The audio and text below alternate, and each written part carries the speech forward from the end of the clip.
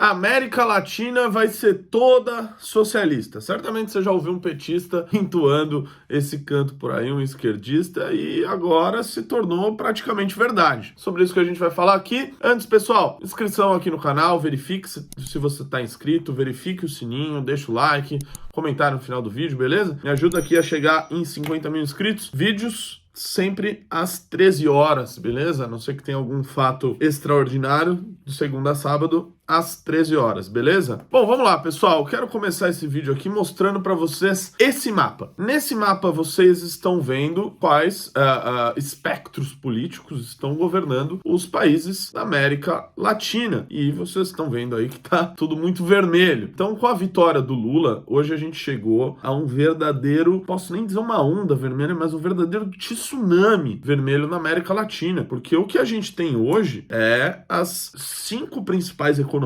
tá?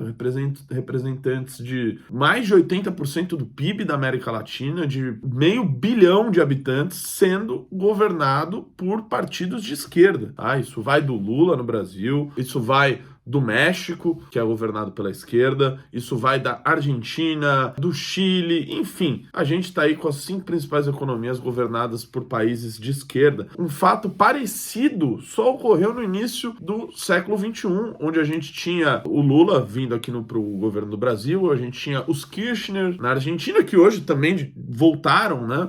Não o Nestor, mas a sua esposa, né, a Cristina Kirchner, voltou como vice-presidente da República, e lá tem até uma pequena diferença no sistema político argentino, de que o vice-presidente, ele também é presidente do Senado, tá? E isso ocorre lá na Argentina com a Cristina Kirchner, tem muito mais poder que um vice-presidente no Brasil. Então os Kirchners, na figura do Alberto Fernandes, voltaram também a cena do crime lá na Argentina. A gente tinha o Rafael Correa no Equador, que saiu vazado lá do Equador. A gente tinha o Hugo Chávez na Venezuela, que hoje tem lá o seu preposto também, ditador Nicolás Maduro, na Venezuela. Enfim, se comparado com o que a gente tinha no início do século XXI, dá para dizer que no início do século XXI era uma marolinha, né, como Lula disse, comparado com o que a gente está vivendo hoje. Se a gente nem citar aí outros países, né, e outros líderes de esquerda na América Latina que já foram correndo para parabenizar o companheiro Lula, o irmão deles. Nicolás Maduro foi um dos primeiros a fazer esse tweet. Depois a gente teve lá em Honduras, também mandaram a parabenização pro Lula, que é também um post do Manuel Zelaya, que saiu foragido do país em 2009, inclusive obteve asilo político no Brasil, governado pelo Lula, ficou dias e mais dias, semanas e mais semanas numa embaixada brasileira, exilado ali do seu próprio país, né, correndo o risco de ser preso. Aliás, muitos desses líderes que eu citei aqui também ou acabaram presos, ou acabaram sendo depostos, ou poucos deles conseguiram se manter no poder, como é o caso da Venezuela, que só conseguiu se manter no poder por meio de uma ditadura gigantesca que ocorre até lá, com controle absoluto do judiciário, com controle absoluto do legislativo, com controle da imprensa, enfim, nem preciso aqui dizer isso para vocês. O que mudou de lá para cá? Se você pegar o caso da Argentina, por exemplo, a Argentina era responsável por mais de 30% do PIB da América Latina nos anos 80, 90. Então foi um país que foi, assim, destroçado pelo kirchnerismo, e que hoje, se você pegar, não representa 15, 12, 13, 14% do PIB da América Latina. Então é um país muito mais estagnado, com uma economia muito mais fraca do que tinha outrora, a inflação batendo mais de 100%, o desemprego subindo, enfim, um país que está sendo corroído aí pelo esquerdismo, pelo kirchnerismo, que é nada mais que uma outra forma de esquerdismo, como a gente tem várias na América Latina. Então, a gente pega o caso do Peru, por exemplo, Pedro Castillo, um esquerdista que assumiu, que aliás a corrupção sempre foi um tema muito latente, sai governo, entra oposição, sempre a corrupção é um dos temas principais do governo, e não está sendo diferente com ele, que também está sofrendo com grandes protestos que chegaram a paralisar voos para o país, chegaram a paralisar a visita de turistas para os principais pontos turísticos do Peru. Então é um governo que vive de instabilidade no Peru, Peru mudou de governo, de presidente nos últimos anos, diversas vezes, todos por acusações de corrupção. Então, agora não vai ser, imagino eu, um cara bastante de esquerda, como é o Pedro Castillo, que vai conseguir colocar ordem nesse país. A gente pega o caso do Gabriel Boric, agora no Chile, um sujeito mais novo, né, que assumiu a presidência do Chile. Ele que, aliás, teve a votação, todos esses que eu citei aqui, as votações foram sempre 50 contra 49 alguma coisa, 51 contra 49, 52. O Gabriel Boric foi o que teve a vantagem maior, ele ganhou de 55% lá.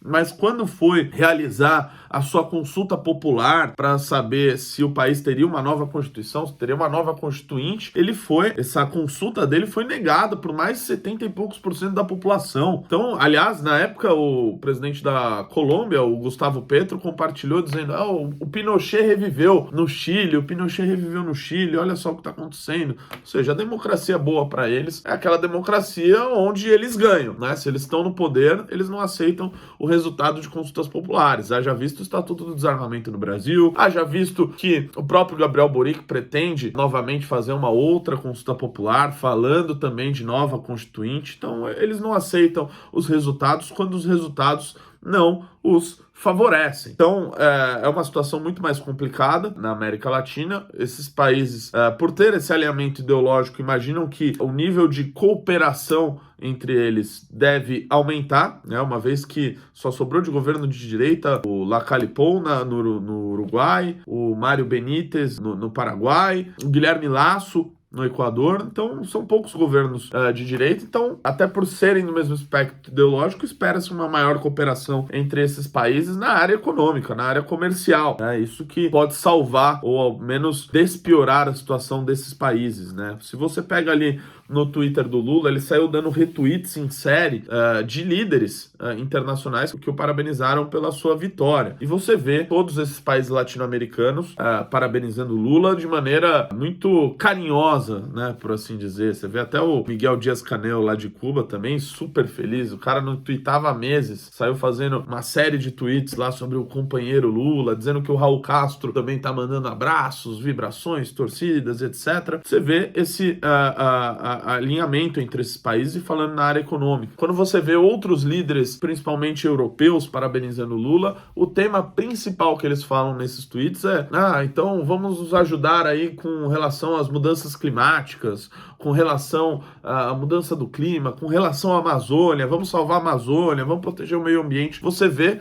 que a preocupação é absolutamente outra. Aliás, o Lula fez um tweet no dia de hoje, falando dessas conversas que ele teve, que eles falaram bastante dessas questões de mudança de clima, o que não é o principal problema na América Latina. Tem alguns cientistas políticos que atribuem essa onda vermelha, esse tsunami vermelho na América Latina à questão da pandemia, de que por causa da pandemia o Estado se fez muito necessário como atuação na pandemia, na área da saúde, na área de assistência social, e isso fez com que a população olhasse mais à esquerda e elegesse governos mais à esquerda. Isso pode ter acontecido em parte da América Latina, sem dúvida, mas certamente não é o caso do Brasil, porque o Brasil, primeiro, o SUS funcionou muito bem, a vacinação foi feita em massa, a assistência social existiu, e, aliás, existiu até de maneira eleitoreira, com o Auxílio Brasil sendo colocado ali pelo Bolsonaro em época de eleição, quebrando todas as regras fiscais, quebrando teto de gasto. Então, se teve algo que a gente não teve no Brasil, foi austeridade. Isso a gente não teve. A gente teve assistência e dinheiro na mão das pessoas, tanto na pandemia como depois. Ia durar até o final desse ano, auxílio de R$600. Então, certamente, este não foi o ponto, ao menos, para o brasileiro. Então,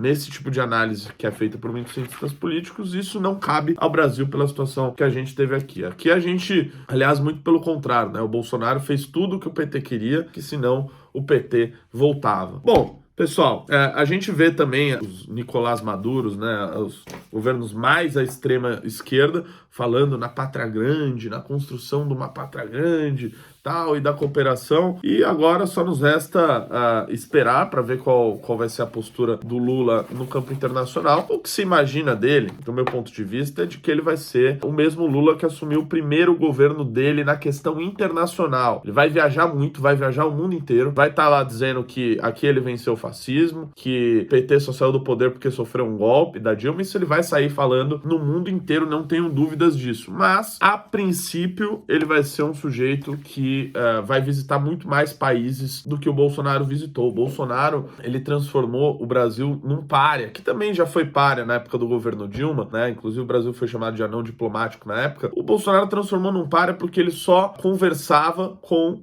países, com líderes alinhados com ele. Então ele só ia lá na Itália quando tinha o Matteo Salvini, depois que o Matteo Salvini falou, não falou mais de Itália, depois que ele saiu, agora voltou junto com a Giorgia Meloni. Ele falava lá com a Hungria, falava com os Estados Unidos quando tinha o Trump, demorou para reconhecer a vitória do Biden. Então é uma política externa que foi absolutamente mal feita. Então, nesse sentido, vamos ver se o Lula vai ficar restrito a ficar falando com Nicolás Maduro, Miguel Dias-Canel, Gabriel Boric, Pedro Castilho, ou se ele vai, de fato, falar com o mundo todo. Isso inclui, por exemplo, líderes de direita no mundo, como a Giorgia Meloni. Vamos ver. Esse é o correto a ser feito nas relações internacionais, mas aqui no Brasil, você sabe, né? Políticos, os presidentes, usam a política externa e as relações internacionais para jogar para a torcida aqui dentro. Eles não vão falar com quem eles não concordam para não pegar mal com o eleitorado aqui. Vamos ver as cenas dos próximos capítulos, rapaziada. Esperava dar um panorama para vocês do que tá rolando. Espero que vocês tenham gostado. Curtam o vídeo, inscrevam-se no canal e até a próxima.